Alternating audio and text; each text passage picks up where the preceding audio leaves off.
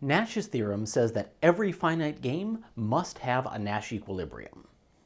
In this video, I want to give you a high-level overview of how we can prove Nash's theorem, and in subsequent videos we'll fill in some of the details and implications of that proof.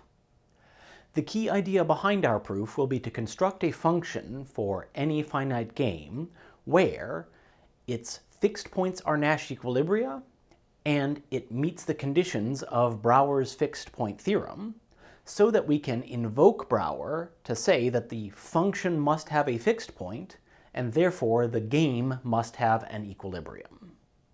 So to begin, let's talk about what we mean by a fixed point. If you have a function where the inputs and outputs come from the same set, it's possible to have a point where, if you pass it as input to the function, you'll get the same value back as the function's output. And when this happens, that input is called a fixed point of the function. Here I've drawn two functions that map real numbers to real numbers, and we see that f has three fixed points, where if you pass this x value into the function f, you get back the same value for y, but g has no fixed points. Since it doesn't cross the 45-degree line, there's nowhere that its input and its output are equal. But this idea of fixed points extends to much more general functions. And we'll eventually be thinking about functions that take a strategy profile as input and produce another strategy profile as output. So a fixed point would be a profile that doesn't change when you pass it through the function. And once we've set up that function, we'll use Brouwer's theorem to argue that such a fixed point must exist. Brouwer's fixed point theorem says that any continuous function which maps a compact, convex subset of Euclidean space to itself must have a fixed point. And that's a heck of a lot of conditions, so it's worth taking a moment to think about why all those conditions are necessary. First, note that we are only talking about functions that map a set to itself. And that's because the idea of a fixed point doesn't make any sense if we are mapping between different sets. A fixed point is where the function's input and output are equal. And so, for example, if we have a function that maps two variables to a single variable, we can't even say what it would mean for the input and output of the functions to match. Next, we require that the set be compact and convex, but a compact set is one that is closed and bounded. And so, if the set that the function is mapping to itself were unbounded, then we could have a function with no fixed point, such as f of x equals x plus 2. Here we are mapping real numbers to real numbers, and the reals are unbounded, they go off to infinity. And because of that, we're able to have outputs that are always larger than the inputs, and therefore nowhere that the output equals the input. If we next think about a set that isn't closed, such as the half-open interval, where one of the endpoints isn't in the set, we could now define a function where we're always approaching 0, and for this function I've defined, 0 would be a fixed point, but since it's not in the set, this function has no fixed point. If we allowed the set to be non-convex, then we could have a set with a hole in it, and here I have a function that just rotates all of the points, and so no point maps to itself. And again, if we thought of this set as containing its center, then that center would be a fixed point of the rotation, but allowing the set to be non-convex lets us leave that out, and so this function again has no fixed point. And of course, even if the set we're operating on meets all of these criteria, if the function that we're talking about is discontinuous, then it may have a discrete jump instead of a fixed point. So if any of the conditions that the Brouwer fixed point theorem requires is missing, we could construct a function that has no fixed point. But the theorem says that if all of those conditions are met, then the function must have at least one fixed point. So now our task is to build a function that meets all these criteria, where the fixed point of that function would be a Nash equilibrium. And so then, because Brouwer tells us our function must have a fixed point, that would tell us that we must have a Nash equilibrium. And so, because we want to build a function where the fixed point will be a Nash equilibrium, we want our function to operate in the space of mixed strategy profiles. And so we should think about what sort of space mixed profiles live in. Well, we know that any player's mixed strategy is a probability distribution over their actions. So one player's strategy can be represented by a vector of numbers that fall into a standard simplex. A simplex is a multidimensional generalization of a triangle, and the standard n-simplex gives the set of all probability distributions over n+1 discrete outcomes. If we think about a probability distribution over two outcomes, we can represent those two probabilities as a vector in R2, but since those probabilities have to sum to 1, we get a very specific subset of R2. Specifically, within the two-dimensional plane, we get this line segment that goes from 0, 1 to 1, 0. If we think about three outcomes, now our probability distribution will contain three probabilities, and so that lives in three-dimensional space. But again, since all of the probabilities have to be non-negative and sum to 1, they will fall on this triangle that goes from the point 1, 0, 0 to 0, 1, 0 to 0, 0, 1. And so we'll often draw this as a triangle that lives on the plane of the whiteboard instead of trying to draw it in three dimensions. As we get more and more actions in the mixed strategy, we get more and more dimensions to our probability distribution. With 4 actions, we get a tetrahedron that lives in 4-dimensional space, and more actions give us higher dimensional simplices. But we can always describe the set mathematically as all of the dimensions needing to be non-negative and needing to sum up to 1.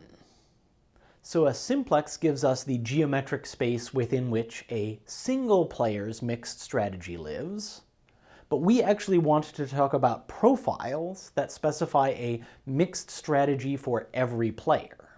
And so if we combine those mixed strategies together into one big vector, that vector will live in the space that is the Cartesian product of the simplices making up each player's mixed strategy space. And that Cartesian product of simplices is called a symplotope. There are a few cases in low dimensions where we can visualize a symplotope. Since the one simplex is just a line segment, we can take the product of those two line segments and get a square, which specifies all of the possible probability distributions for two players that each have two actions. The horizontal position would represent the two probabilities for the first player that have to sum to 1, and the vertical position would represent the two probabilities for the second player. And we can kind of also draw the symplotope for a 2-action by 3-action game. But visual intuition is going to break down really fast, and if we think about just a game with 2 by 3 by 4 actions, then mixed strategy profiles will be specified by some point in 9-dimensional space. but we know that the first two values in that vector must sum to 1, and the next three must sum to 1, and the last four must sum to 1. And so that mixed strategy profile lives in the symplotope that results from the product between the 1, 2, and 3 standard simplices. But all of this is to say that when we talk about a mixed strategy profile as a big vector that specifies each player's probabilities on each of their actions, we know what kind of geometric space that profile lives in. It lives in a symplotope. And a symplotope is a compact convex subset of Euclidean space. So if we define a function that maps mixed strategy profiles to mixed strategy profiles in the same game, then we are mapping a set to itself, and that set meets the conditions we need for Brouwer.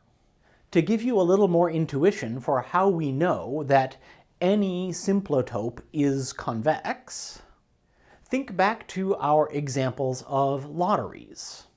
Lotteries specified probability distributions, and if we took a lottery over lotteries, we said that we could combine those into a single one-stage lottery.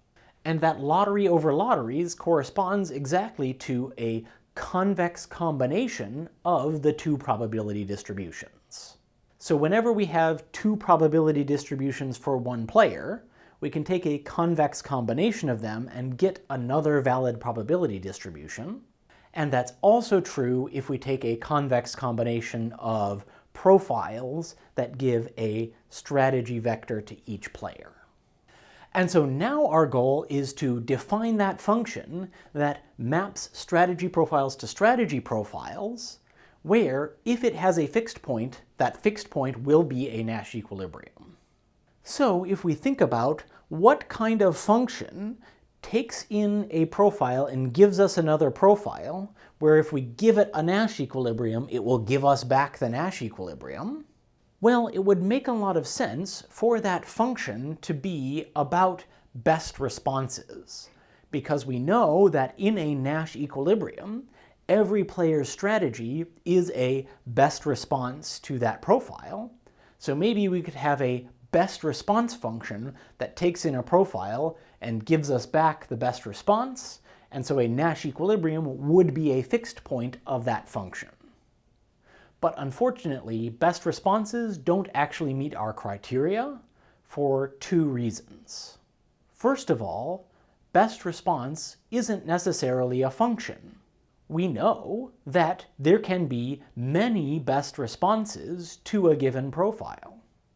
In particular, whenever a player is playing a mixed strategy in a Nash equilibrium, we know that all the actions they're playing are best responses, and any mix of the actions they're playing is a best response. So much of the time we have a whole continuum of profiles that are best responses.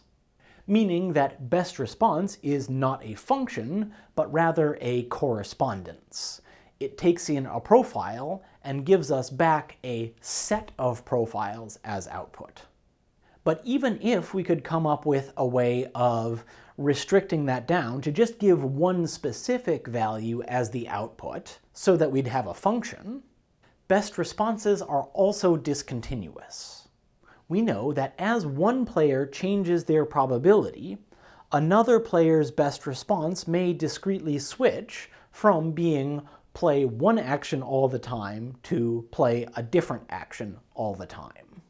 And so we shouldn't expect that we can build a continuous best response function. But instead, we can take inspiration and not define a best response function, but rather a better response function. And we'll set up that function so that it outputs a unique profile every time and is really a function. And if we're careful, we can also make it so that instead of having discrete jumps from one best response to another, if we're just nudging in the direction of a better response, we can make the function continuous so that as one action gets better than the alternatives, we'll give it more probability, but not jump straight there. And so we'll set up this better response through what we call the advantage function, whose job is to take a profile and nudge everyone's probabilities in a direction that improves their payoff. So the inputs to our function will be mixed strategy profiles, where we have appended together the mixed strategies for all P players in the game. So the overall dimension of this vector will be the sum of every player's number of actions. The first few probabilities will be player 1's mixed strategy, and then we'll have player 2's mixed strategy, and so on. And from this vector representation of a mixed strategy profile, we can define a gain function where gain takes the profile and any action of any player and says how much better is that action than the mixed strategy profile for the relevant player. This gain is a difference between the expected utility if player I plays their jth action against the mixed strategy profile, minus player I's expected utility if they play their part in the mixed strategy profile. But we are also flooring this gain at 0. So if the jth action is worse for player I than just playing the mixed strategy, they will have a gain of 0. But if the action is better, they will have a positive gain. And so this gain value is closely linked to the idea of regret that we've defined before. A player's regret in the profile is just the maximum gain for any of their actions. And thinking back to how Nash equilibria have regret equal to 0, if this profile happens to be a Nash equilibrium, then the expected utility of any action will be less than or equal to the expected utility of the profile, and so the gain for any action in a Nash equilibrium must be 0. And now we can define our advantage function to take a mixed strategy profile and nudge all of the probabilities based on the gain for that action. The definition I've written for this advantage function is in terms of each dimension of the output vector. For player I's jth action, we'll take the original probability of that action in the input profile, and we'll add to that the gain of that action against the input profile. So if that action was better than average, it will have a positive gain value added, and if its expected utility is less than or equal to the profile's expected utility, then it will have a gain of 0 added in the numerator. Then the denominator here is just a sum of this value for all of the player's actions.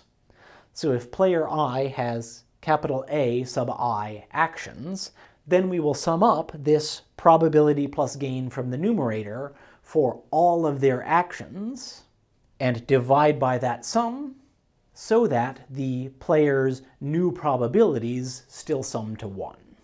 So now we want to argue that this advantage function maps a compact convex subset of Euclidean space to itself, which really just means saying that when we put a profile into this advantage function, we get another valid mixed strategy profile as output.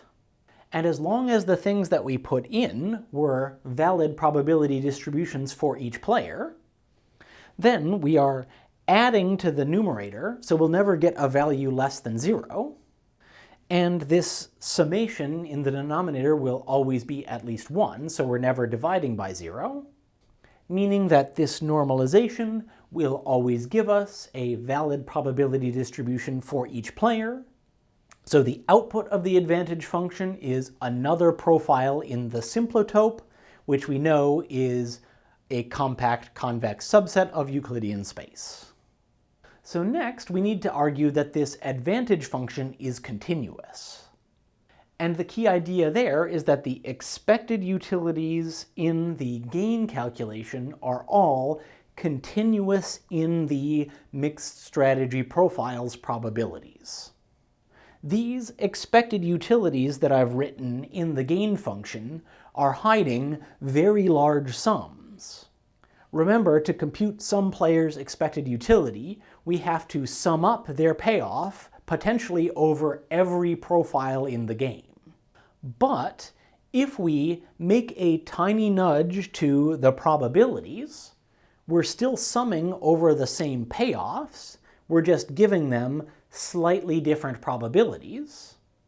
And so a small nudge to the profile only causes a small nudge to the expected utilities, and therefore only a small nudge to the gains and the advantage function. So because the advantage function is continuous, it now meets all the criteria of Brouwer's fixed point theorem. And that means that the advantage function must always have at least one fixed point. And since we've defined this advantage function in a general way for any finite game, that means that no matter what game we started with, this advantage function has a fixed point. And a fixed point of the advantage function must be a profile where, when we do this calculation, we get back exactly the same probabilities. How could that happen? Well, the only way is if all of the gains were 0. If all of the gains are 0, then the advantage function just gives us back the same probabilities, dividing by 1. And if any of the gains are non-zero, that will change the probabilities, because the things with non-zero gain will have their probability increased, and the things with gain of 0 will have their probability decreased by this normalization. And it's impossible for a player to have all of their actions give positive gain, since we can't have every action give below average expected utility. So this means every fixed point of this function corresponds to a profile where all of the gains are 0, and a profile where all of the gains are 0 is a Nash equilibrium. And so we've defined a function that meets the conditions of Brouwer, whose fixed points are Nash equilibria, and so we know that every finite game must have at least one Nash equilibrium.